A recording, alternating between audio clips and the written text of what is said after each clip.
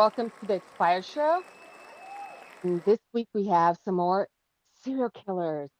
They're pretty freaky deaky, so you don't want to miss this episode. And I am one of your hosts, Bella Bellagio, I'm I'm Lizzie Dante. Smalls. and Lizzie Smalls is our other host, and Dante is our third host who forgot that he has to wait for the ladies to go first. So Dante it goes last because he's a gentleman. Yes, that's correct. Yeah. Okay, so now Dante and Lizzie have some really exciting se- um, serial killers. I Yeah, don't some know. very disturbing ones as All well. yeah, these are really disgusting. I don't know all the details about everything. Actually, I don't know anything about the ones you're doing, Lizzie. So, Well, you're going to hear mostly what can be said on broadcast, but quite a lot of it. and You, remember, we want to say someone's expired, like they passed on, moved on, I, or actually, they no, I say been red. alive. I'm going to actually say red rum because if people have seen the film The Shining, they'll know exactly what I'm on. Don't they? No, we're not doing that. We're not inventing a new game show here. Okay, so no, it's going to be they're unalived or they're expired. The name of the show is Expired Show. Mm-hmm. So that's Okay. okay. So Lizzie, what do you have for us? I have Donald Henry Pee Wee Gaskins. So His name was Gaskins Pee was Wee. Like Pee Wee His yeah, Herman? that name was was his Pee nick. Wee. Yeah, that was his nickname. Oh, that was his nickname. Is Pee Wee? Yeah, his Oh nickname is Pee goodness. Wee. Oh Oh, hmm dear. okay. Oh Because God. in like Spanish culture, you have your mother's last name and your dad's last name. So I thought Mm, that was one of Mm, his last names. I was like, that's an mhm. no. odd last name, Pee Wee. Yeah. Did they say how he Well, got the nickname Pee Wee? Was it because he was a little guy? because he was famously tiny, barely standing at 5 feet tall, and weighing Oh, around 130 pounds as an adult, which earned him his lifelong moniker. oh, okay. Everyone, I was not laughing at that. I do not promote that kind of uh, uh, abuse to smaller people. I was actually laughing due to the fact that Pee Wee was also, a kid's entertainer. I Yeah, I thought that's why we were all laughing. Yeah. don't know. I don't Okay, know. guess not. Dante has a mind of his own. Okay, so back to Lizzie. So, his what was his name again? Because all I Donald, remember was Huey. yeah, Donald Henry Gaskins, but his nickname was Pee Wee. Donald Harry, Donald Henry Henry. Gadsden. Okay, Yeah. got it. So he was born March 13th, 1933 in Florence County, South Carolina. He was raised in extreme poverty and neglect. When he was a toddler, he drank a bottle of kerosene, which resulted in severe convulsions that plagued him until he was about 3 years old. Oh, Uh, Gaskin spent the vast majority of his life behind bars. His pattern of incarceration began long before he ever unalived people. At you know age what's 13, bizarre? I'm sorry, I didn't mean to interrupt you, but no, you're I good. have to say something right there with that kerosene. That does not taste good, right? The last I checked, well, I've never drank it, but I'm pretty sure it doesn't taste good. Right. So, what would the little child like drink a whole thing of it unless they found it to be tasty?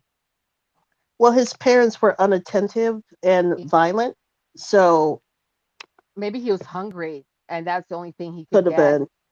Yeah. Aw, that's horrible. Yeah, I think that's probably what happened. He probably didn't want to drink it, but he didn't know it was poisonous and he was hungry. So he Yeah. probably were his parents The abusive? word hmm "ick" kind of comes to mind. Well, his both of his parents were abusive. And if you notice a pattern with serial killers, there's Hmm. either the father that leaves or the mother that's gone crazy. Yeah, yeah, they Yeah. tend to have bad upbringings. Yeah. Well, at age 13, he was sent to a reform school, and that was in 1946. He attacked a young woman with an axe during a burglary. He was sentenced to 5 years at this South Carolina industrial school for white boys in Florence. Later, his first marriage, he ended up getting married. He married a woman named Mary in January of 1951 when he was 18 years old.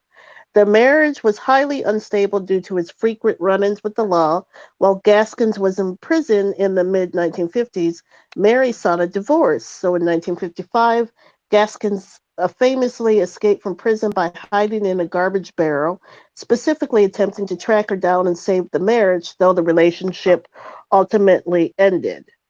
Mm-hmm. Now, the lady he He attacked with the axe, did he actually hit her and kill her, or he just wounded her, or what he happened? severely wounded her. Yeah, Uh, he severely. She managed. She lived. okay.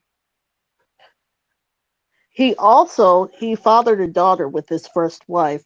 She was born April 17th of 1952, while Gaskins was working odd jobs and operating a criminal ring in South Carolina.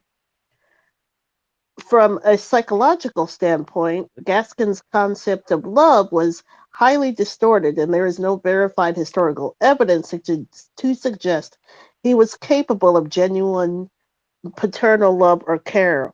While he mentioned his daughter in his personal accounts, his actions throughout her life spoke entirely to his self preservation and criminal impulses. He was Mm-hmm. actively incarcerated for violent crimes or running illegal operations during her childhood, choosing a life of severe violence and paranoia, isolation over being a father. Probably because he wasn't nurtured as a child. Yeah, I mean, that's no excuse yeah, to harm other people, but it does affect one's psyche. Like kids are not nurtured. Like going off topic a little bit, but kind of relates to this is mm, that children really need to be nurtured at a young age when they're infants. Like if yep, the orphanages, lots of the orphanages, especially the ones in Asia where it's mostly girls in the orphanages, because they keep the sons, because they yeah, have the law how many kids they can have, and mm-hmm, it's really sad because I was watching like this um, documentary thing on TV. I think it was Dateline or something like that years ago, and I've been to a lot of orphanages myself. When mm-hmm, I was, in high school, we would go on field trips to orphanages to help the kids take them Christmas presents and food and money. And I mm-hmm, remember seeing the babies in the cribs, and it would make me so sad because on that show I saw, they said that lots of babies in orphanages pass away. They die because not because they're not fed, but it's because they don't have that heart to heart contact with their with the parents, right, and not being carried and nurtured because the people at the orphanages are taking care of hundreds of kids. They don't have right, time to dedicate to hold a baby for a while. So the babies are just left in the cribs lying there and just fed when they need to get fed, and they end up dying because they do right, not have that bonding with anyone. Mm. right, They need to hear the heartbeat. They need to feel mm-hmm, that bonding presence with the mother or father figure, with the Yeah. mm-hmm, paternal or maternal. And so I think that also affects these serial killers yeah, that I agree with they, that. yeah, they're not getting that bonding Mm-hmm, that's so needed as a baby, as an infant, right, that's already affected them by the time they're toddlers and Mm-hmm. small children. They've already been mm-hmm, permanently psychiatrically messed up right, from that. Mm. yes, I think it's really sad because sometimes it makes me feel bad for them because, like, well, you know, but it still doesn't give someone the right to go around murder, unaliving and expiring right, other people. right, But I'm absolutely. sorry. Continue. It just reminded me of that. It's like, oh, I know, it's sad. Well, at age 20, that was his first adult prison stint. After attacking another teenager with a hammer, he was sentenced to 6 years at the South Carolina Penitentiary in 1953. While inside, he unalived a fellow inmate named Hazel Brazel. Ha- uh, Gaskins claimed self-defense and received an additional 3 years for involuntary manslaughter. He was released in 1961. Then he married, while he was there, he managed to marry a woman named Junie Alice Holden in 1955. Um, while he was still legally married to Mary, the first wife. Oh, Uh, yeah. what? First of all, Uh, who are all these women that want to marry serial killers? That's just crazy to me.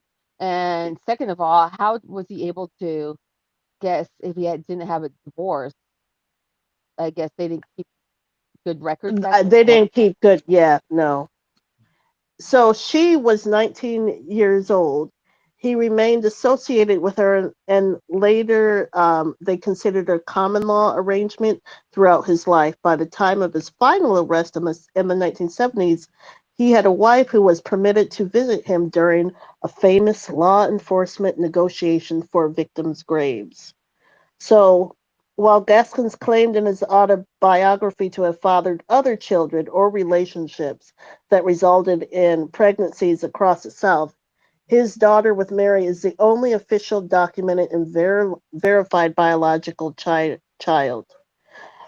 In the late 60s, after violating parole and fleeing a statutory R charge in South Carolina, he was Mm-hmm. captured in Georgia and sentenced to 8 years. He was paroled again in November of 1968. So, at his the first unaliving, Gaskins was 37. When he committed this outside of prison, November 1970, uh, he beat his 15-year-old niece, Janice Kirby, and her 17-year-old friend, Patricia Ann Hallsbrook, in Sumter, South Carolina. Gaskins has 15 confirmed victims, though the actual number is likely higher. He officially pleaded guilty to 10 unalivings in his initial trial and was later convicted of an 11th inside of the prison.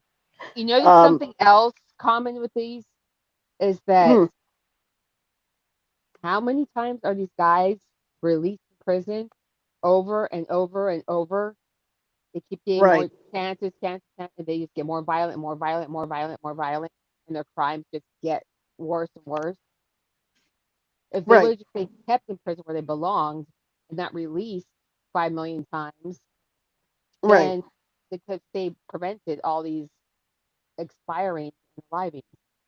hmm Mm-hmm. That really In irks. his autobiography, he sensationally claimed to have unalived more than 100 people along the American coastline, classifying them into coastal unalivings, which were random hitchhikers, and serious unalivings, which were people he knew, such as the family members. Janice Kirby was 15 and Patricia Hallsbrook was 17. Um, they were um, Janice was the niece. Patricia was her best friend. This happened in November 1970. The motive: he offered the two teenage girls a ride home from a local hangout in Sumter, South Carolina. Instead, he drove them to a secluded wooded area where the girls realized his predatory intentions. They fought back, but he beat them to ensure they could never tell the family or the police what he had done. Then there were the Mm-hmm. neighbors, the Bellamy family, one of the most horrific sketches or stretches of So he Gaskin's beat them timeline. to the point of unaliving them. Yes, yes, he That's beat all them he. until they were. That's all he did to them, or because Yeah, that's all he did. it seems like he took Yeah, them there for another nefarious purpose. he ended up becoming very crazy. So like later, he would say it was paranoia. Mm-hmm. So he had the neighbors. One of the most things was the Gaskins timeline involved the systematic unaliving of an entire local family over the course of 2 years. He unalived them for financial profit and to tie up loose ends. So there Mm-hmm. was Dorothea Bellamy, September 1973, a neighbor. He convinced her to leave her husband and run away with him promising a better life. In reality, he wanted her highway department settlement money. Once he gained access to her cash, he strangled her and buried her in the secret graveyard in Prospect. Now it all Avery, makes sense. yeah, so now the sadder one is Avery Bellamy was two, September Oh, 1973. So his name was Avery Butch Bellamy. Butch was Dorothea's toddler son because the child was with Dorothea when she was unalive. He unalived the toddler simply because he was an inconvenient eyewitness who could link Gaskins to her disappearance, which but he makes was no only sense two. because exactly, exactly. Wow. What Then a we have sicko. then we have Johnny Sorry, in late apologies. Go on. 1974.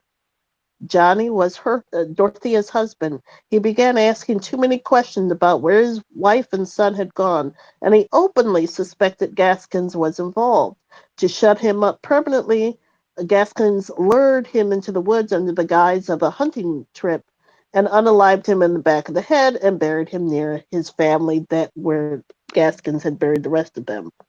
Um, Then he went Wow. after his low-level criminal friends. So we have Silas Barnwell Yates, February 1974. Yates was a local contractor and a business associate. Yates had a habit of carrying large amounts of cash on him to pay his laborers. Gaskins lured Yates to a remote location under the pretense of looking at some construction equipment. He unalived him, stole the cash, and dumped his body in a swamp. Then we have Dennis Big Track Bellamy, no relation to the other family. Dennis was a regular accomplice in Gaskin's robbery ring. When Dennis threatened to turn state's evidence and snitch to the police about their illegal operations to get himself out of trouble, Gaskins unalived him to protect his empire. In 1975, Gaskin's paranoia was spiraling out of control. He began unaliving people who had absolutely no idea he was uh, a murderer simply because he was terrified that they might find out. Then we have the Knight brothers. Gaskins unalived two young brothers, tracking them down separately because he suspected they were snooping around his property and might stumble upon shallow graves of his previous victims. he was Now, prepared. yeah, so, September 1975, a 13-year-old girl named Kim Gelkin went missing in North Charleston. Investigators tracked her last known location to Gaskin's home. Gaskins became convinced that she had seen something suspicious near his property. He abducted her, unalived her, and buried her.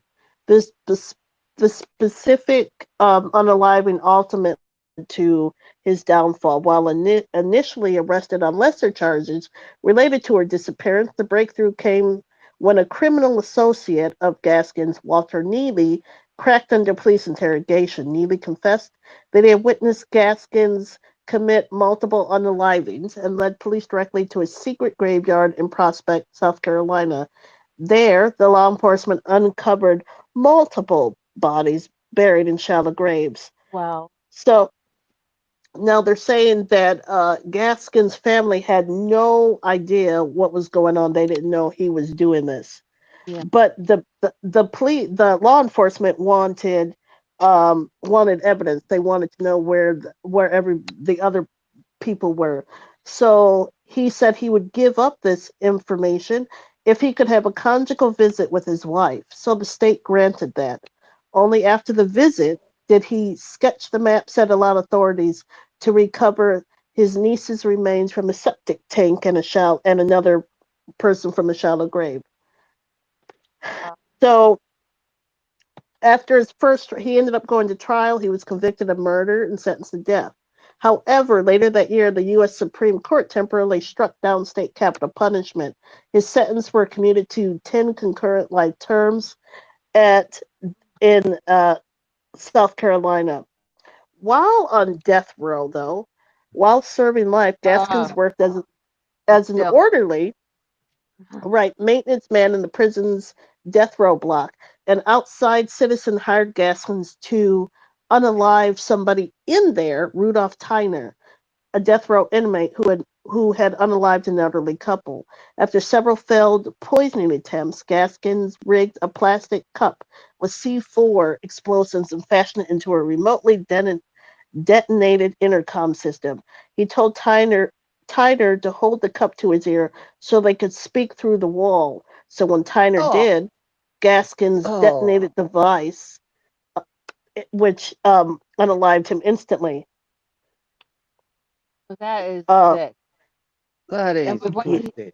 and so what did they do? I mean, at that point, I guess they put him down in solitary confinement because he's already got 10 life sentences.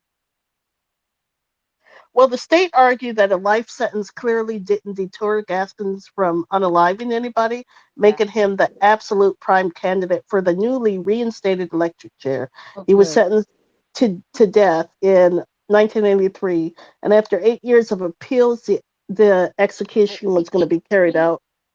Yep. So So he he was had been in there a while, right? long So time. they set a date for September 6th of 1991 for the date. However, in his final days leading up to this, he made several chilling statements to his biographer and handlers that you um that where he stated, "I've been over every one of them in my mind, and I don't see where I had any other choice," as if he's trying to excuse what he did. He also admitted to his viewer at the very end that the judge might have been right about him, conceding that if he were ever released, he really wouldn't ever stop unaliving people. For the contract bombing of Tyner, Gaskins was tried, convicted, and sentenced to death a second time.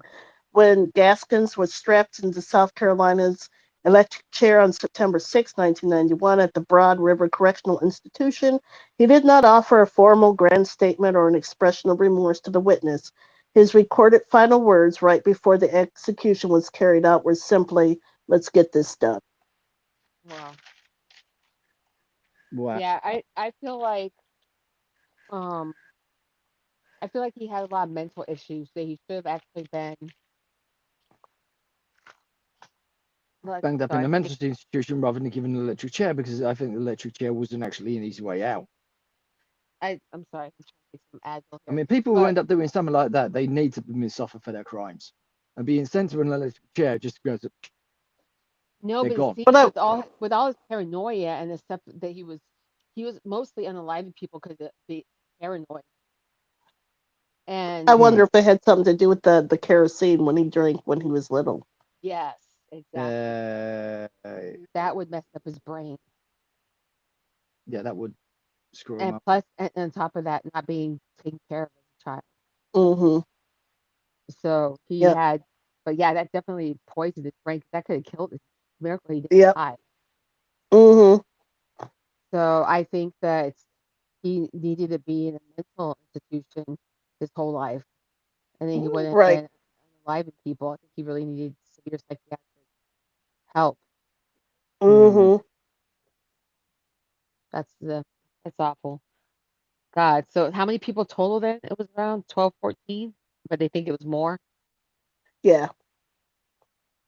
It seemed like he embellished a lot of more than what he actually did.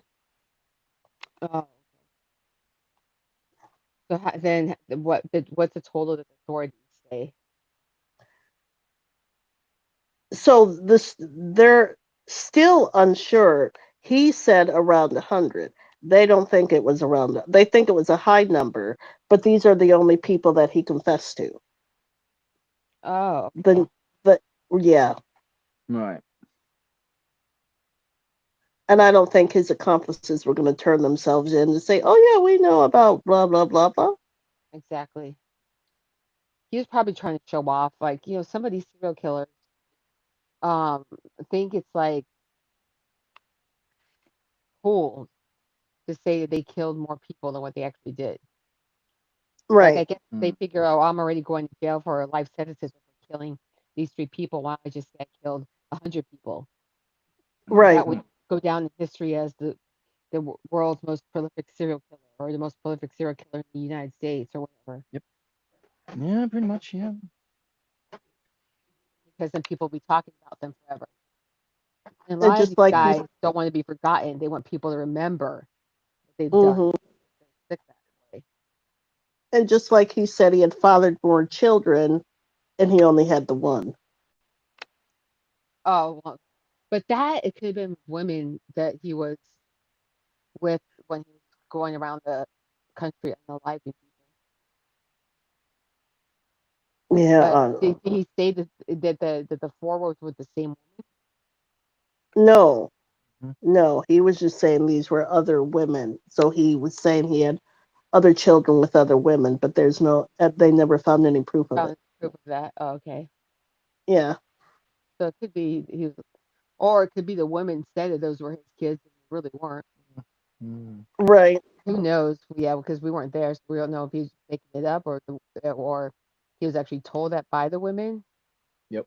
or yeah, because this was back when he was going around doing this was in the 40s and 50s, right? Yep. And So and I never found out whatever happened to because there was that corrupt. There's no way he could have gotten that C4 in there, but there was corrupt security guards that let him bypass stuff yeah, because that's what I was gonna they say. that How are people able to hire him to kill someone else in prison? he Like, they were bribed by Gaskins Outside Associates, Mm. but they never said what happened to those security guards that were bribed. oh well, I'm sure they got fired, but Mm. they should have been charged with the crime I would think. because that guy was killed. And Hmm why would they let someone bring in explosives? I mean, that's the stupidest thing to do. Well, they was apparently brought in a radio. So part of the radio compartment was taken out, and they put what was needed for the C4 in it. Oh, Mm. that's the guards didn't know that. Apparently not. But at this point, if those guards were corrupt, like how do you know for sure what the guards didn't know? Exactly. Yeah. Mm. Mhm. They probably didn't care. Wow. That was interesting and sad at Yes. the same time. Pee Wee, man, Pee Wee caused a lot of harm. Mhm. That's something taken with Pee Wee Herman, who did some other things we're not going to talk about. Yes. Right. But both Pee Wees did not behave themselves. Let's just say that. hmm Their Pee Or Wee Pee was, Wee from Porky's. no, I don't know about that one. I just know Pee Wee Herman and this Pee Wee. Yep. Mhm. So, okay, so thank you so much, Lizzie. I had never heard of this guy, and that's pretty disturbing. I don't think Pee Wee Yeah. Herman knew this guy either, or he probably wouldn't have named himself Pee Wee Uh, yeah. Mm. if he knew there was a serial killer with that name. Mhm. Oh, here's a little factoid.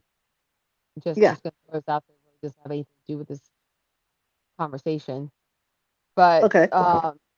because the other day Dante was all depressed that the Beach Boys song Kokomo, that there's no Kokomo, doesn't really exist, and Uh so huh. he was all bummed out about it. But there is a ghost town named Kokomo. So Oh. I throw that out there. There's a town, I think it's north of Indiana. It's up north somewhere named Kokomo, a city named Kokomo up north somewhere. There's a ghost town named Kokomo, and there's a neighborhood in Maui named Kokomo. But Okay. Oh. but but there's no Kokomo like the one saying in Bermuda, Bahamas. Come on, pretty Yeah. Key Largo. It's supposed to be one of those islands in the Caribbean, but it doesn't really exist. But I was Right. fascinated to find out there was a ghost town. I was like, ooh, I'll do some research into that ghost town. I saw a photo of it, and it was like a photo hmm from back like the 1930s. It was like a black and white photo. It looked like all dusty and everything. It looked just like what you think a ghost town would look like. Right. Right. Right. So Oh, that's cool. maybe for another episode, we can talk about ghost towns That Mhm. would be cool. That would be great. because there's so many different interesting ones. Ooh. I mean, imagine these are towns that have been completely abandoned. by people because Right. of whatever reasons. And some of them are abandoned by people just because the economy crashes and there's no more like gold miners, no more gold, so Right. they left. The gold rush was over. But some are Mhm. actually are abandoned because of paranormal activity. Right. So those are the ones I would like to discuss. Mhm. Okay, Dante, what do you have for us? All I know is that this one's very, very disgusting. Yes, be warned, this is very disturbing, this one. Okay. I'm going to be talking about a very,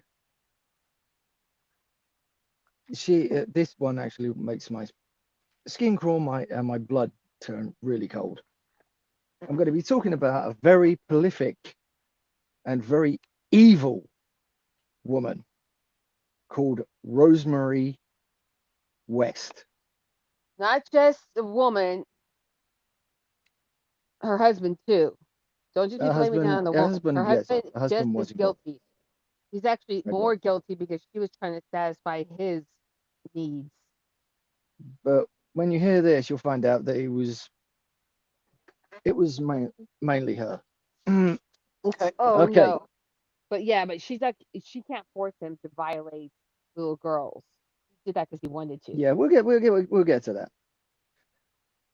Okay, she was christened Rosemary Pauline Letts and born on the 29th of November 1953. Now, she was born in Northern Devon to William Andrew Bill Letts and Daisy Gwendolyn Fuller after a very difficult pregnancy. She was the fifth of seven children born into a poor family.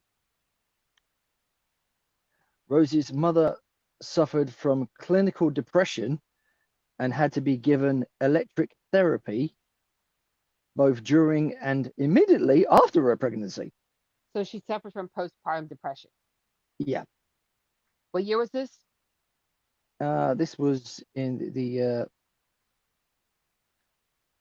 1953.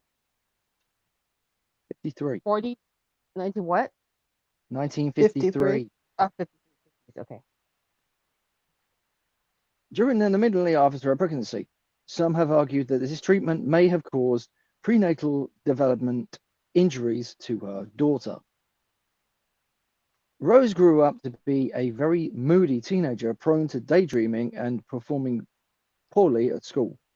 After her parents separated, she initially lived with her mother and attended Cleve School for 6 months.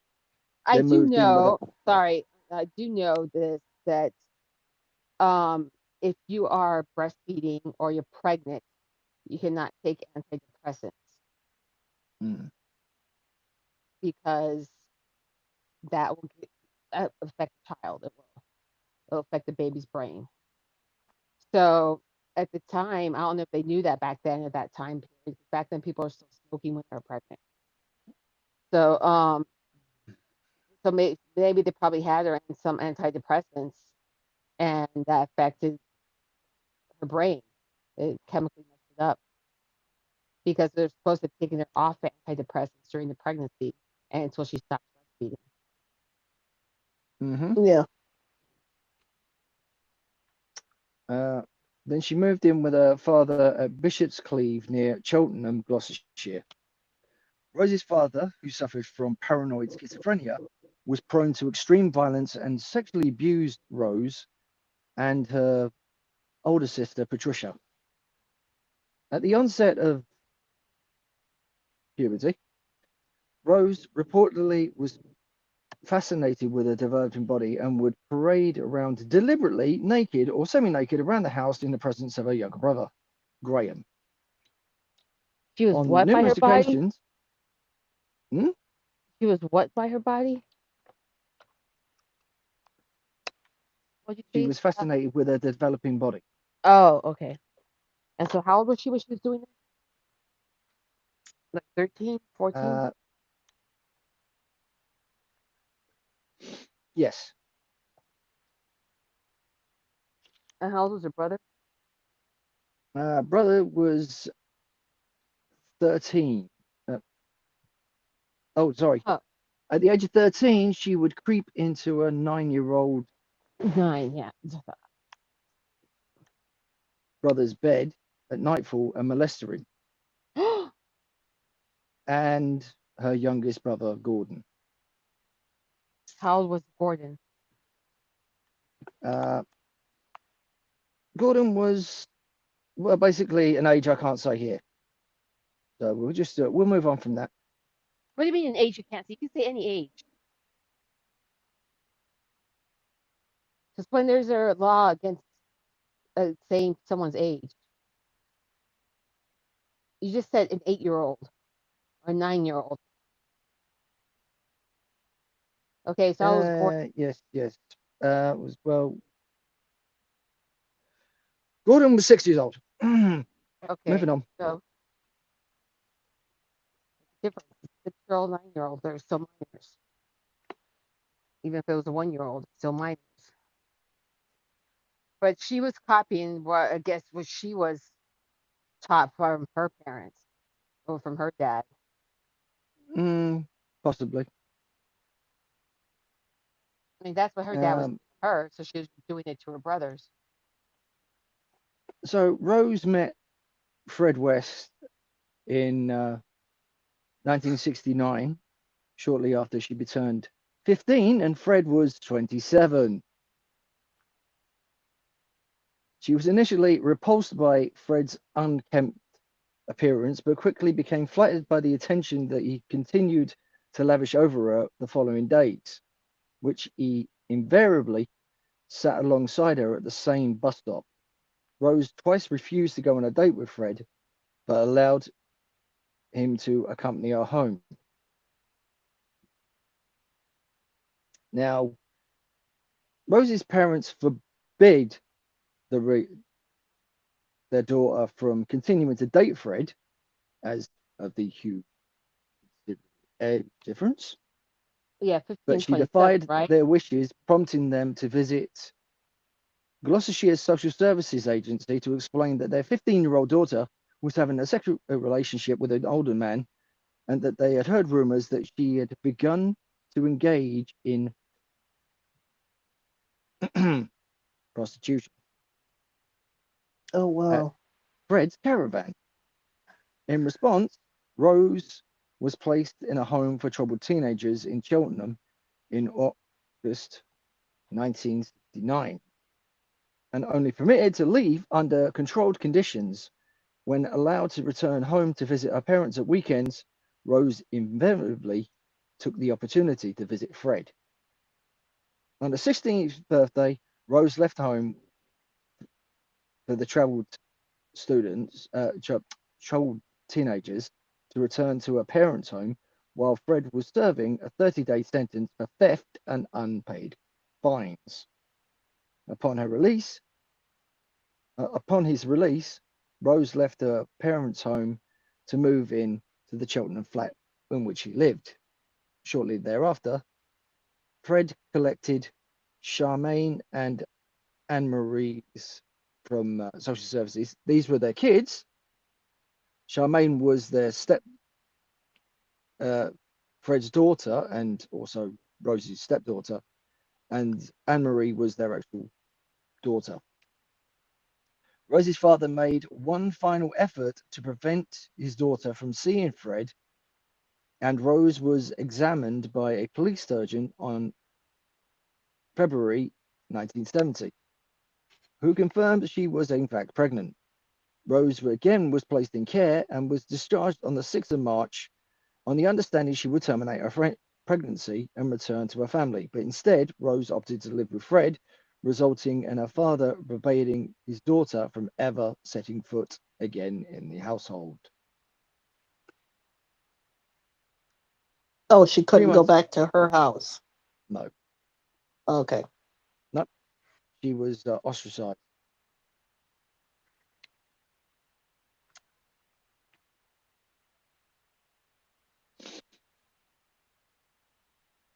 So, Okay. according to her daughter Anne Marie, she and Charmaine were frequently subjected to intensive physical and emotional abuse throughout the time they lived under Rose's care in Midland Road.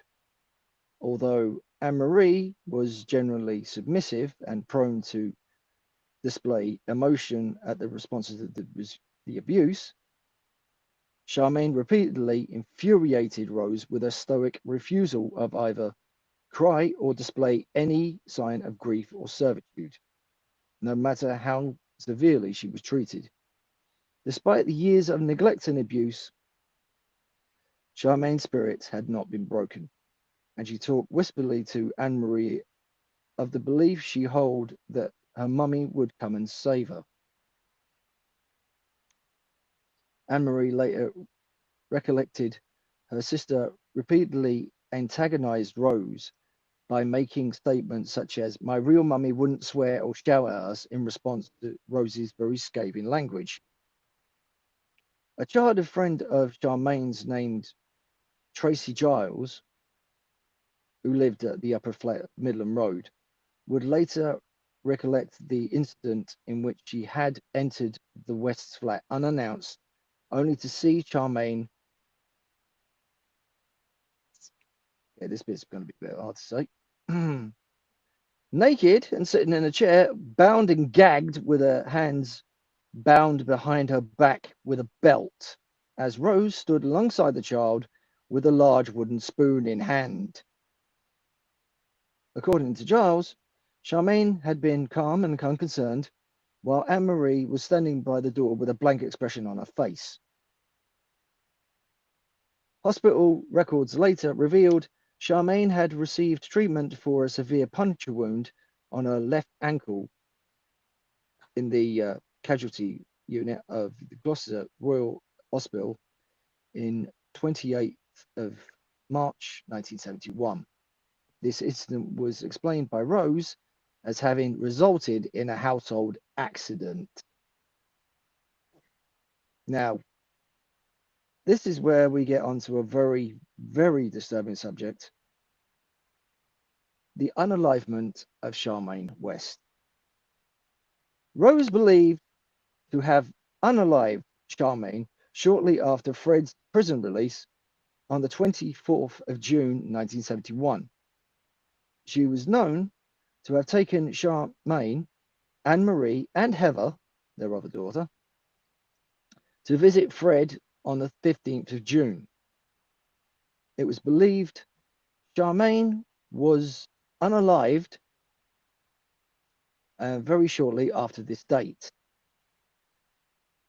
as well as forensic ornithology confirming that Charmaine had died while Fred was still incarcerated.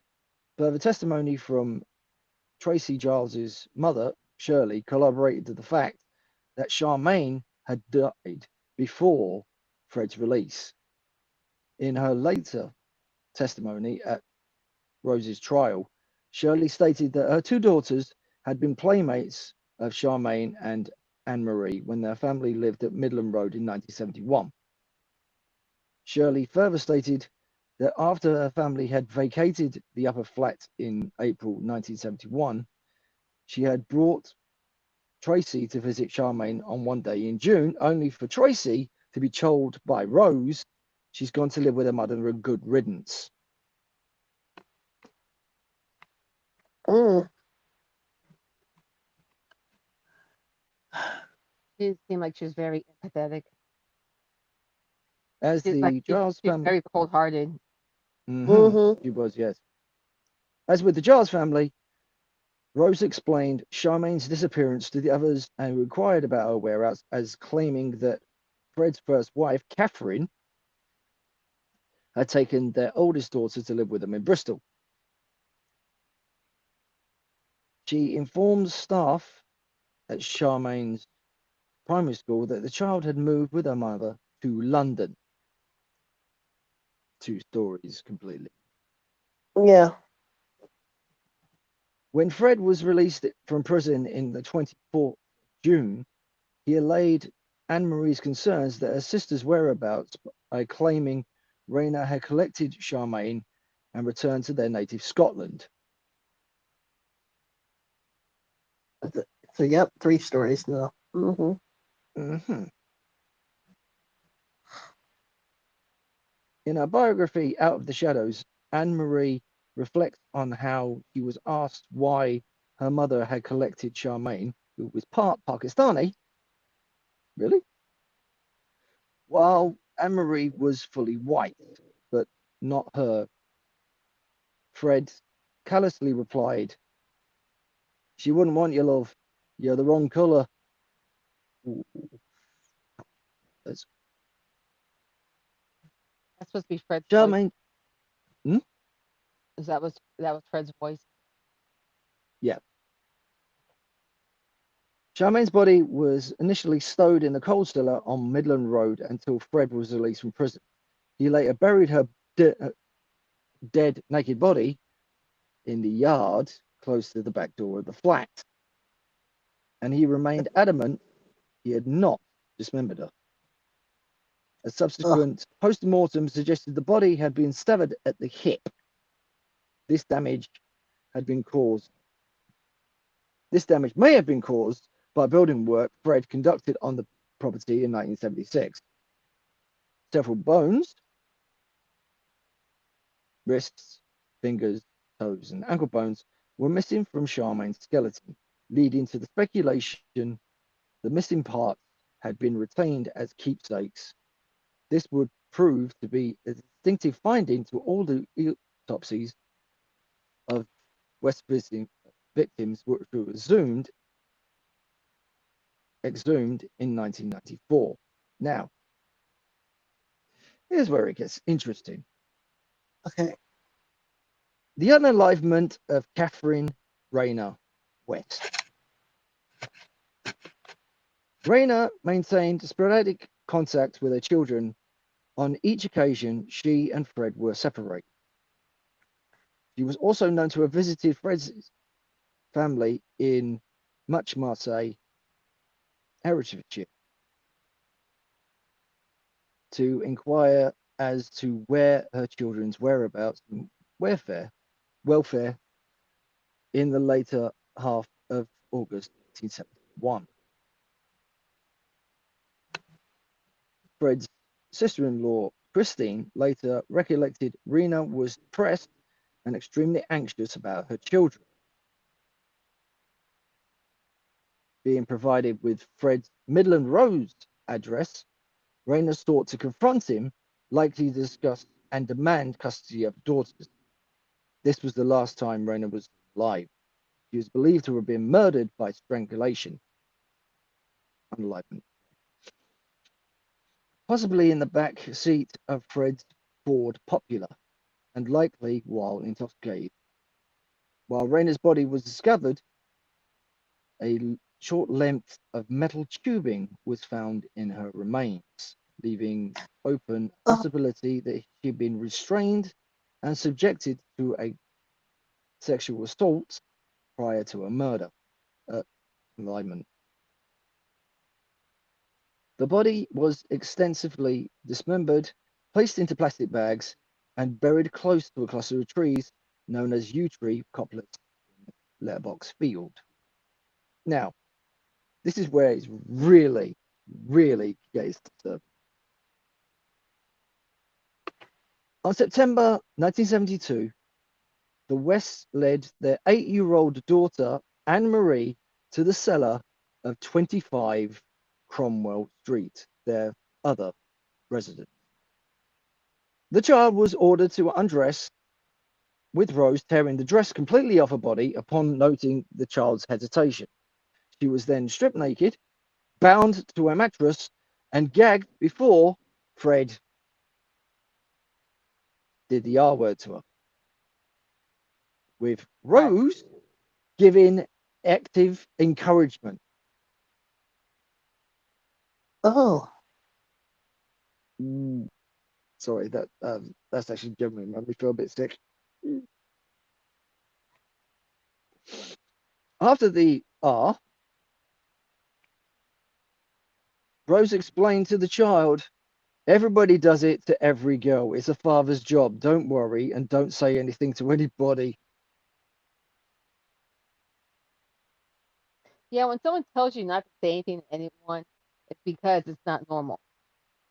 Mm. making Mhm. clear these assaults would continue. Fred and Rose then threatened the child with severe beatings if they ever received word she divulges the sexual abuse she endured at their hands.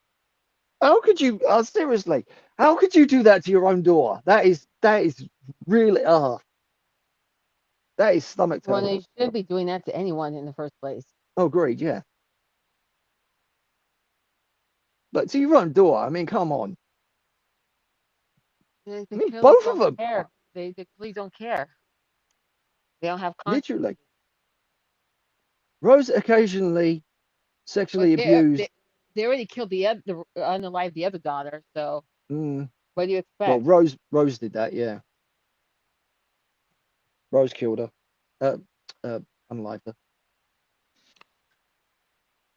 Rose occasionally sexually abused Anne Marie herself and later took extreme gratification in degrading her with acts such as binding her in various items of furniture while encouraging Fred to, you know, or forcing her to perform household chores by wearing sexual devices and a miniskirt.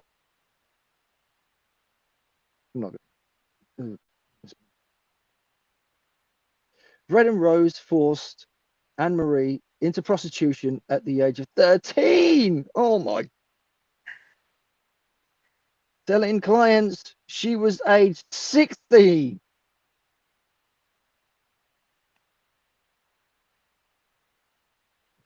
Rose was always present in the room when these acts occurred to ensure the girl did not reveal her true age. Oh my goodness, how could you? Oh.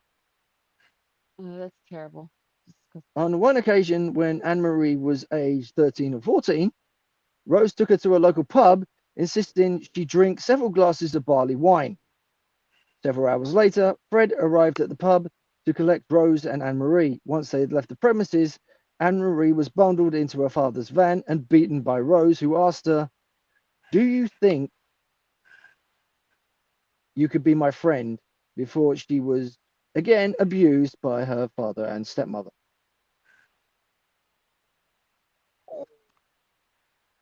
That's terrible. Uh, on the October 1972, the West hired 17-year-old Carolyn Owens to be their children's nanny. They picked her up one night from a secluded country road where she hitchhiked from Tewkesbury to her home in Cinderford, having visited her boyfriend. Learning that Owens disliked her stepfather and was looking for a job, Fred and Rose offered her part time employment as a nanny to the three children left in the household, with the promise she would be driven home every Tuesday. Several days later, Owens moved into 25 Cromwell Street and shared a room with Anne Marie, whom Owens noted was very withdrawn. Rose, who had begun to engage in prostitution at the time, explained to Owens that she worked as a masseuse when the younger woman inquired about the steady stream of men that was visited. When Owens herself became a participant of West's overly sexual advances, she announced her intentions to leave Cromwell Street and return home. Wait. No, So you went back in time? what? I thought we already discussed Rose's childhood. Then we came to the time when she started This is not Rose's childhood. unaliving people. This is talking about Carolyn Owens. A nanny that moved in that Yeah, but became a Hmm. but it was you're saying Rose. So how old is Rose? Uh,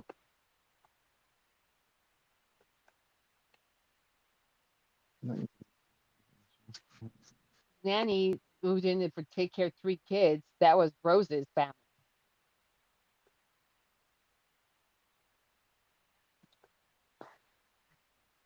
because she had two little brothers. yes, but this was after this. This was three children that she had. Rose had 3 children of her own. Yes. Oh, okay. So this is when she's already married and has her own kids. Okay, so I thought you were going back in time to her childhood. And I'm like, wait a minute. No. Okay. Knowing Owen's habits of hitchhiking along the A40 between Cinderford and Tewkesbury, the West formulated a plan to abduct her for their shared gratification. Fred later admitted that the specific intent of this abduction was to R, and most likely M, Owens. But that was the initial incentive that was to determine whether his wife would be willing to at least assist him in an abduction. Why not? I mean, she murdered him. On the 6th of December 1972, the couple lured Owens into their vehicle with an apology of their previous conduct and offered to give a lift home. Initially, Owens believed the Wests would have been sincere with their apologies and obliged, believing that she would only mistaken their early intentions. Rose joined her in the back seat with an explanation she wanted to have a girls' chat as Fred drove. Shortly thereafter, Rose began to fondle Owens as Fred questioned whether she had had sex with her boyfriend that evening. When Owens began to protest, Fred stopped the car. Wait, that's a van. I'm just going to say Fred stopped the van. Referred to Owens as a bitch and punched her into unconsciousness before he and Rose bound and gagged her with a scarf and duct tape. On a subsequent statement to the police, Owens stated that at Cromwell Street, she had been given a drugged cup of tea to drink before being again gagged and prolonged to a sexual assault from the West. When Owens screamed, Rose smothered her with a pillow, further straining her neck, and performed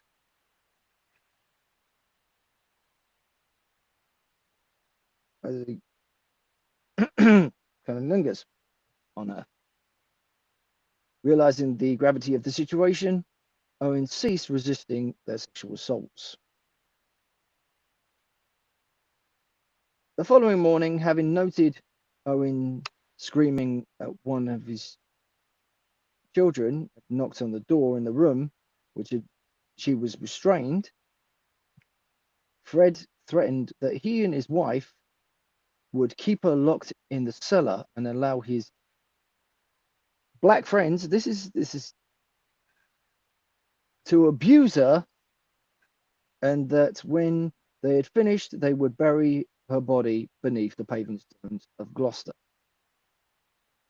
Fred then claimed he had killed, unalived hundreds of young girls, adding that Owens had primarily been brought to the house for Rose's pleasure. He and Rose then calmly asked Owens whether she would consider returning to work as their nanny. Wow. Anyone else would have run a mile after that. Seeing her escape avenue, Owens agreed to vacuum the house to indicate their belief in becoming an extended member of the family. Later that day, Owens escaped to a laundrette she and Rose had entered and returned home. Although initially too much changed to divulge what had happened, when her mother noticed the welts, bruises, and exposed tissues on her daughter's body. Owens burst into tears and confided her ordeal. Owens' mother reportedly and immediately phoned the police, and the West were arrested and charged with assault, indecent assault, actual bodily harm, and the R. The case was tried at Gloucestershire Magistrates Court on the 12th of January 1973. But by this date, Owen had decided not to face the ordeal by giving testimony. All charges pertaining to her ordeal were dropped, and the Wests agreed to plead guilty to the reduced charges of indecent assault and causing actual bodily harm. Each was fined £50, and the couple were allowed to walk free. When Owens heard this news, she committed suicide.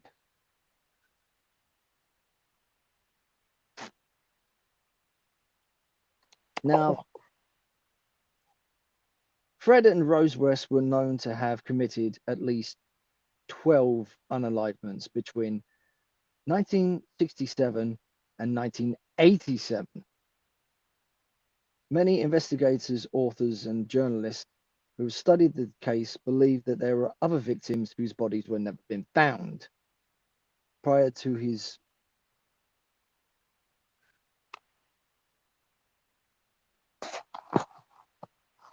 Fred's suicide, which happened later on, police had recorded more than 108 hours of tape recorded interviews with Fred, both when he had claimed to have acted alone in the commission of the unalivements, and when he had attempted to portray What Rose. year did that girl commit suicide? Sorry. She committed suicide on January 1973. Oh, okay. How old was she? 19? Yes, he was. No, that's awful.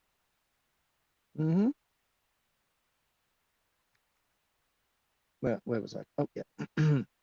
Tape recorded interviews with Fred, both when he had claimed to act alone at the commission of the murders and who also attempted to portray Rose as being the more culpable participant.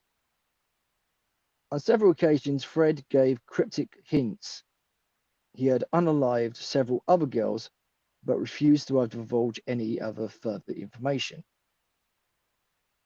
Fred claimed that there were up to 20 further victims, he and Rose unalived, not in one place but spread around, and that he intended to reveal the location of one body per year to investigators. The following number of victims in 1971 was Charmaine West. Fred's stepdaughter, Charmaine, was unalived by Rose shortly before Fred's release from Leyhill prison in the 24th of June, unlikely in a fit of rage. Her remains were initially stored in the cellar of 25 Midland Road before Fred buried the child's body in the back garden of the flat. On the edges of 1973, there was a woman by the name of Linda Goff. The first sexually motivated killing that the Frests were known to have committed together. Goff was a lodger at 25 Cromwell Street, where they eventually moved to, and shared sexual partners with Rose. Is there a lot left to this? Like, should we continue this next week, or is it almost? Yep, done.